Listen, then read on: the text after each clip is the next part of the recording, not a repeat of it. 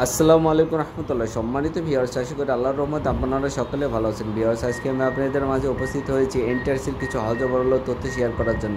আপনারা জানেন যে অন্তর্বর্তীকালীন সরকারের মাঝামাঝি সময়ে আন্দোলনে 1 থেকে 12তম এবং 13-14তম নিবন্ধনধারীর একটা আন্দোলন করেছিলেন, যার পরিপ্রেক্ষিতে এনটিআরসি নামক প্রতিষ্ঠানটি 1 থেকে 12-17তমদেরকে নিয়ে একটি বিশেষ গণবিজ্ঞপ্তির প্রক্রিয়া চালু করতে চেয়েছিলেন। কিন্তু সেই বিশেষ গণবিজ্ঞপ্তিতে নাও অবস্থা না হওয়ার সম্ভাবনা খুবই ক্ষীণ। কিন্তু তার পরিপ্রেক্ষিতে যুক্তি দেখাইছিলেন 1 থেকে 12তম এবং 13-14তম যারা নিবন্ধন সনদধারী রয়েছেন তাদের মামলাটি কোর্টের মাধ্যমে খারিজ হয়ে যায়, যার পরিপ্রেক্ষিতে তাদেরকে বয়সের যে বেড়াজালটি ছিল এবং সনদের মেয়াদ থাকার কারণে তাদের আর কোনো সুযোগ নেই। তবে 18তম নিবন্ধন সনদধারীকে নিয়ে তারা ষষ্ঠ গণবিজ্ঞপ্তির পথে হাঁটছেন। কিন্তু এটাকে তীব্র নিন্দা জানিয়েছেন 13-14তম নিবন্ধন সনদধারীরা। গতকাল ডেইলি ক্যাম্পাস পত্রিকায় প্রকাশিত নিউজে 13-14তম শিক্ষক নিবন্ধনধারী ব্যাচ নিয়ে এনটিআরসির কর্মকর্তা দেওয়া বিভ্রান্তমূলক বক্তব্য তীব্র প্রতিনিন্দা জানিয়েছে 13-14তম শিক্ষক নিবন্ধনধারী। একই সঙ্গে বক্তব্য প্রত্যাখ্যান করেছেন তারা। একই সাথে আপিল বিভাগের রায় দ্রুত বাস্তবায়নের দাবি জানিয়েছেন তারা। বৃহস্পতিবার 12ই সেপ্টেম্বর 13-14তম নিবন্ধনের রিটকারী ঐক্য ফোরামের মোহাম্মদ মশিউর রহমান ও আসিফের পাঠানো এক প্রতিবাদের লিপিতে এ দাবি জানানো হয়। প্রতিবাদ লিপিতে বলা হয়েছে 13-14 রিটকারীদের দাবির সাথে 1 থেকে 12তমদের দাবির কোনো সম্পর্ক নেই। কিন্তু এনটিআরসির এক কর্মকর্তা 1 থেকে 12তমের দাবি এবং 13-14তম রিটকারীদের দাবি একই কাতারে ফেলে বিভ্রান্ত বক্তব্য দিয়েছেন। তার অত্যন্ত দুঃখজনক। আমাদের 13-14 রিটকারী ঐক্য ফোরামের চলমান আন্দোলনের মূল এবং প্রধান দাবি ছিল একটাই, সেটা হচ্ছে 2023 সালের 2 এপ্রিল এবং একই বছরের 12ই আগস্ট মহামান্য সুপ্রিম কোর্টের আপিল ডিভিশন কর্তৃক 13-14 রিটকারীদের সরাসরি শূন্য পদে নিয়োগের যে রায় দেওয়া হয়েছে তা দ্রুত বাস্তবায়ন করা।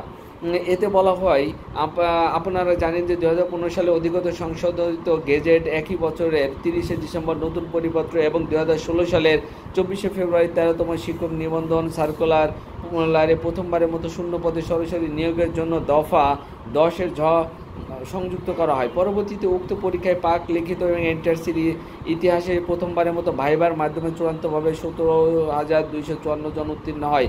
সরাসরি শূন্য পদে নিয়োগের জন্য 13তমদের 17,254 জনকে উত্তীর্ণ করা হলে এনটিআরসি কালক্ষেপণ করলে 13তমদের 2,207 জনকে হাইকোর্টে রিট দায়ের করলে হাইকোর্ট তাদের সরাসরি নিয়োগের নির্দেশ দেন।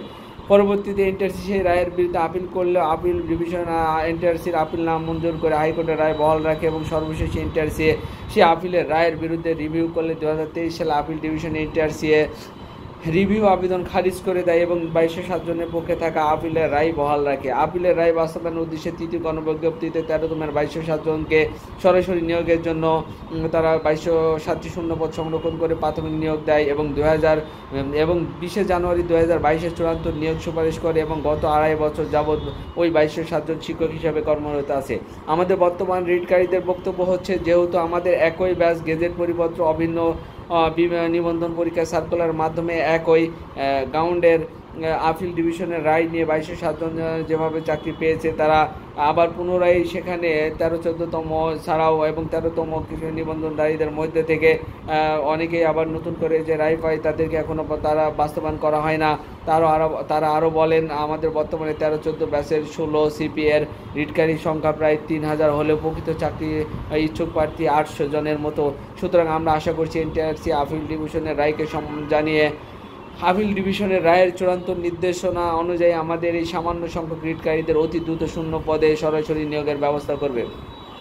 তবে ভিউয়ার্স, এখানে একটি বিষয় আপনাদের সঙ্গে লক্ষ্য করি, শুধু 13-14তম ছাড়াও 1 থেকে 12তমদের একটি রায় রয়েছে।